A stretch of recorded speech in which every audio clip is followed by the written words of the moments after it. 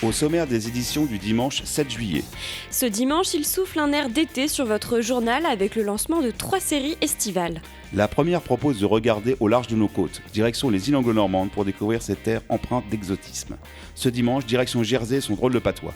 Vous faites souffler un vent d'exotisme dans votre deuxième série Regarde ailleurs. Là, ce sont les expatriés qui sont mis à l'honneur. Ils ont grandi en Écosse, aux États-Unis, en Italie.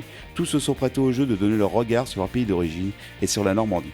Rendez-vous avec Sergueï, un Russe de 55 ans, arrivé à Darnétal près de Rouen en 1991.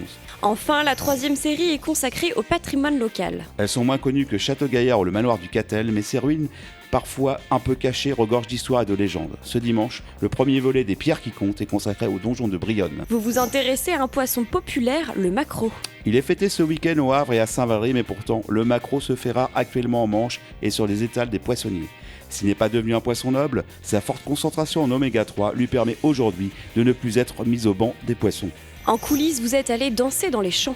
Lancé il y a 8 ans, les guinguettes de l'Office de tourisme Pays de Caux Vallée de Seine font toujours recette.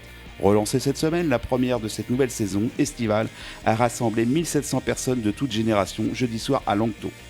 Visite du village, dégustation de produits locaux, dîner à la bonne franquette et bien sûr danse sous les étoiles, notre reportage en coulisses.